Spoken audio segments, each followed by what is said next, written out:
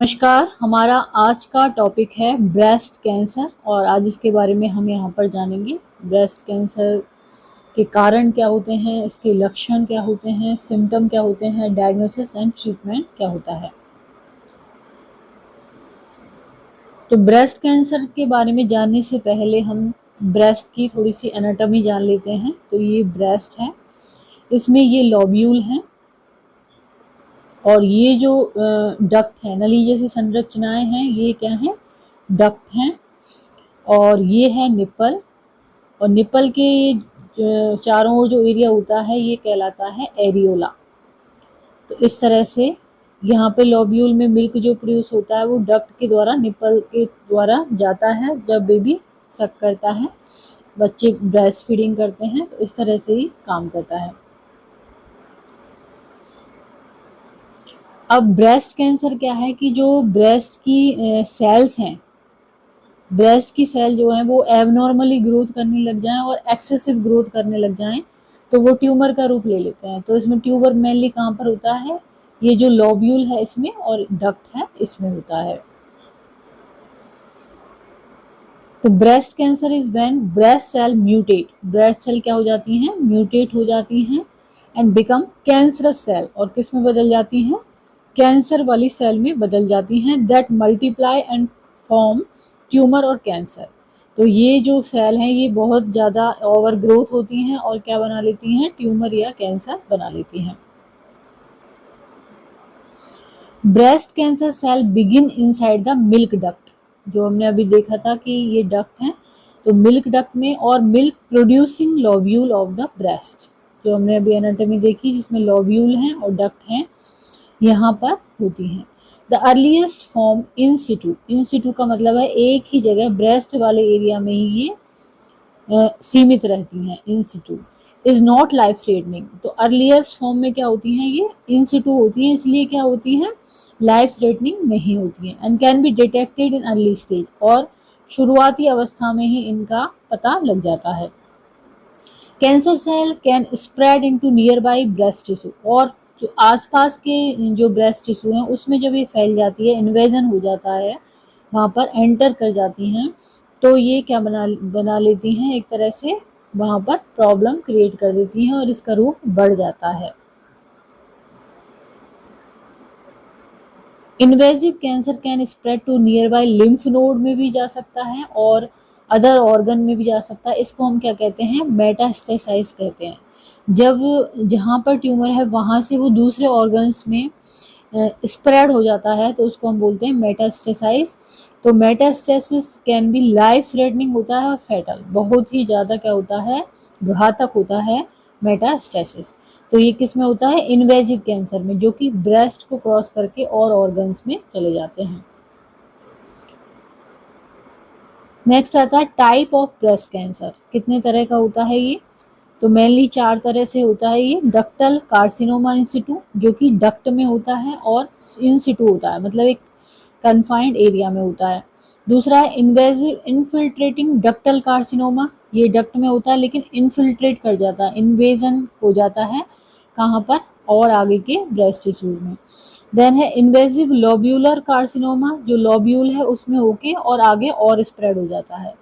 और triple negative breast cancer, तो mainly इतने तरह का होता है ये type of breast cancer. Ductal carcinoma in Situ, invasive ductal carcinoma, invasive lobular carcinoma and triple negative breast cancer. तो जो डक्टल कार्सिनोमा इन सिटू है, स्टार्ट इन मिल्क डक्ट में ये शुरू होता है। इट इज़ नॉन इन्वेजिव, मतलब कि ये बाहर स्प्रेड नहीं होता है, ये उसी में ही एरिया में रहता है। कैन बी ट्रीटेड सक्सेसफुली, और इसको सक्सेसफुली ट्रीट कर सकते हैं।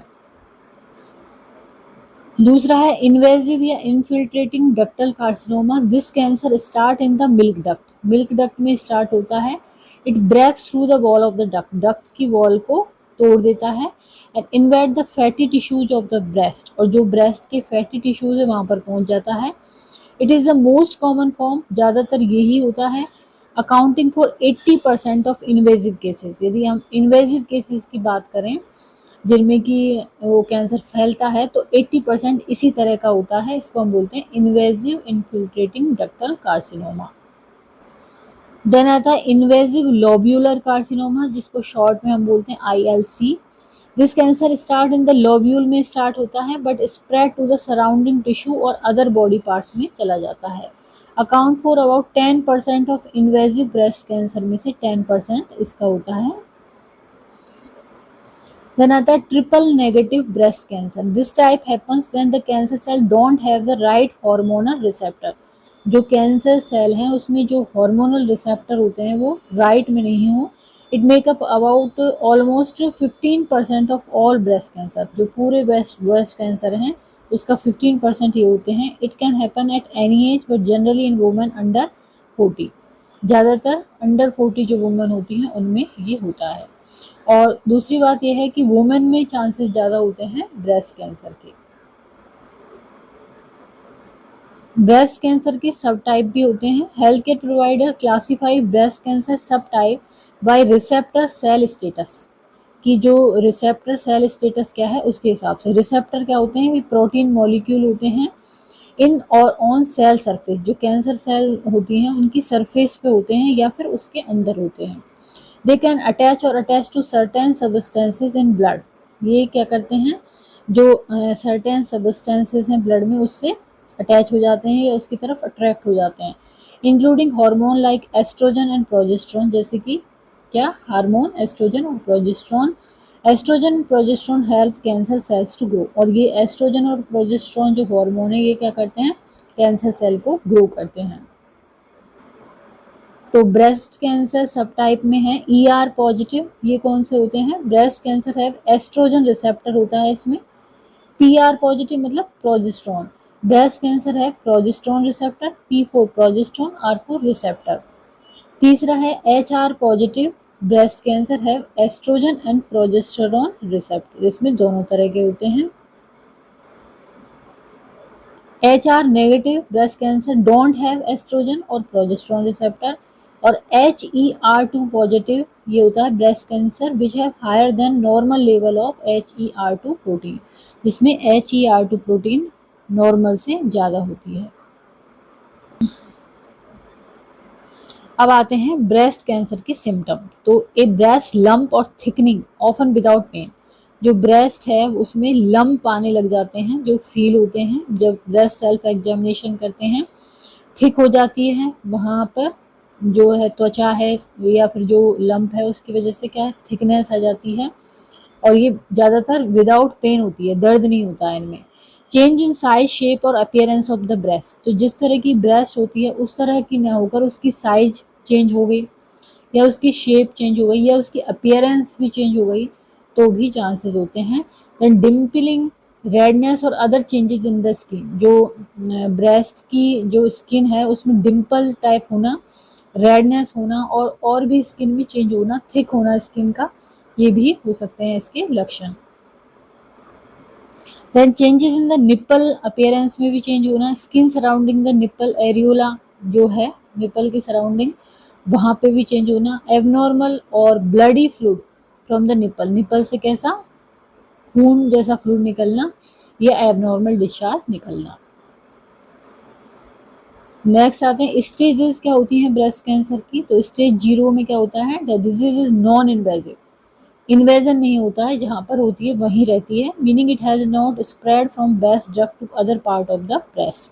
यहाँ तक कि जो डक्ट जिसमें है उस दूसरे पार्ट में भी ये नहीं पहुँचती है। देन स्टेज फर्स्ट में क्या होता है, there are cancerous cell in nearby breast tissues में। जैसे ये ब्रेस्ट का पार्ट है जहाँ पर है कैंसर और ये ब्रेस्ट है तो नियर बाई में ये पहुँचने लग जाती है। देन स्टेज सेकंड में क्या होता है, the cancerous cell have formed tumour, tumour बना लेती है। The tumour is either smaller than 2 centimetre, 2 centimetre से कम होता है। Across and spread to under arm lymph node और लार्जर, मतलब अंडर आर्म लिम्फ नोड तक भी पहुंच गया है और 2 सेंटीमीटर से कम है। और यह फिर क्या होगा 5 सेंटीमीटर से जाता है across but hasn't spread to under arm lymph node, लेकिन लिम्फ नोड के वहां पर नहीं फैला है। तो दोनों ही कंडीशन किस में आएंगी, स्टेज सेकंड में आएंगी। देन आता है स्टेज थर्ड। इसमें क्या होता है, there is breast cancer in nearby tissue में पहुंच गया, लिम्फ नोड में पहुंच गया stage third is usually refer to as a locally advanced breast cancer. Then आती है स्टेज फोर्थ, इसमें क्या होता है, cancer has spread from breast to area like bone, liver, lungs और ब्रेन, पूरा मेटास्टेसिस हो जाता है इसमें। नेक्स्ट आते हैं रिस्क फैक्टर कह लो या कॉजेज कह लो ब्रेस्ट कैंसर के।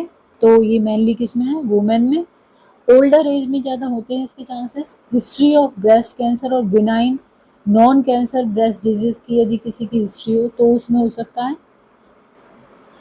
Inherited risk of breast cancer including BRCA1 और BRCA2 जीन, तो ये इसके लिए इम्पोर्टेंट है, BRCA1 जीन और BRCA2 जीन, ये जीन तो इस हिसाब से ये जैसे कि फैमिली में किसी को है और इस जीन का टेस्ट किया जाता है तो आगे वाली पीढ़ी को भी हो सकता है।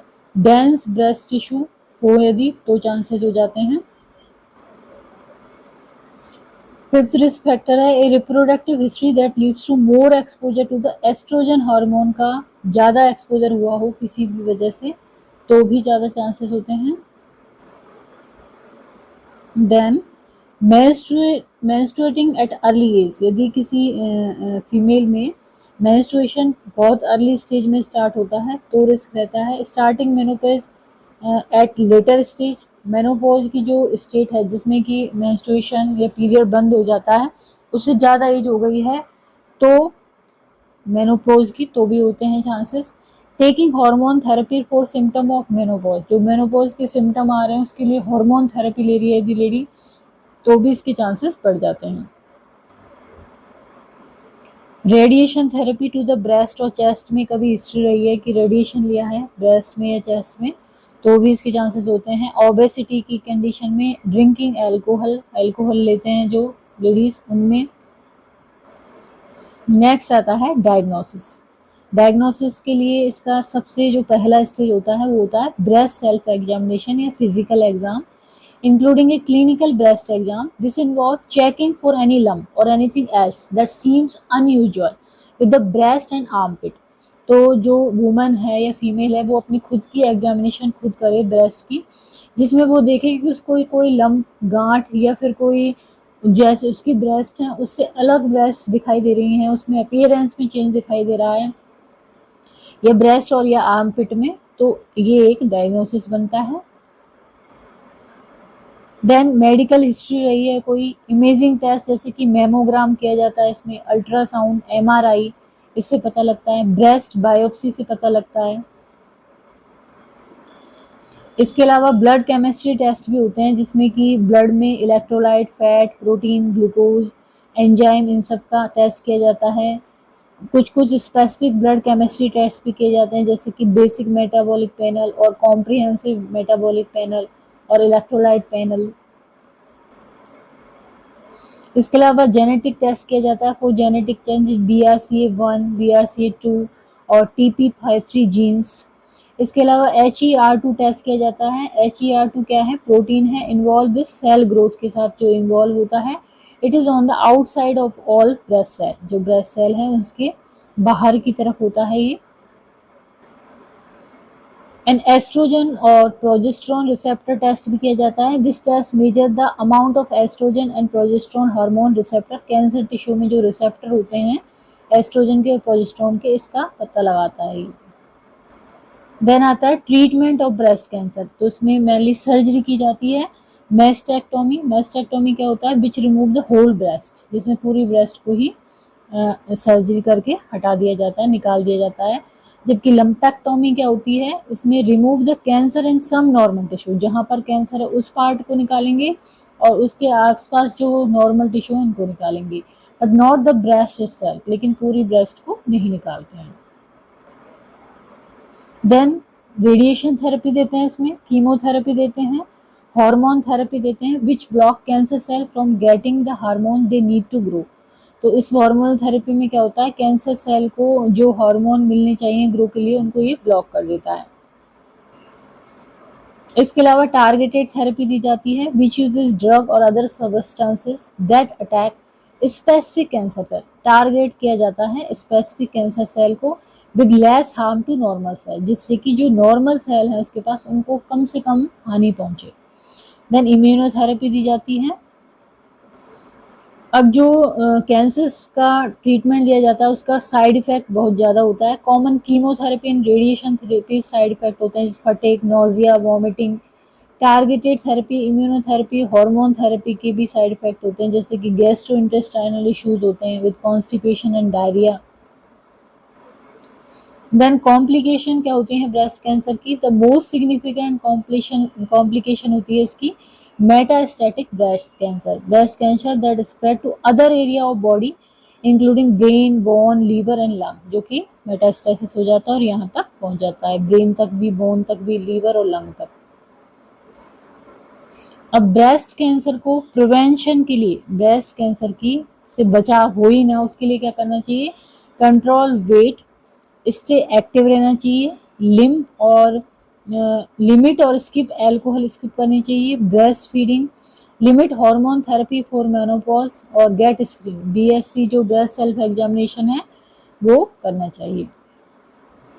देन आता है नर्सिंग इंटरवेंशन, इसमें एडमिनिस्टर पेन मेडिकेशन दी जाती हैं, prescribe, evaluate the effectiveness of pain medication, provide a calm environment दिया जाता है, promote relaxation technique, evaluate support system क्या है उसको इवेलुएट किया जाता है, ensure nutritional need are met, जो पेशेंट है उसको न्यूट्रिशन नीड मिल रही है नहीं, education on radiation skin care protocol, encourage loose coat clothing. तो ये आती है नर्सिंग इंटरवेंशन। तो आज हमने जाना ब्रेस्ट कैंसर के बारे में।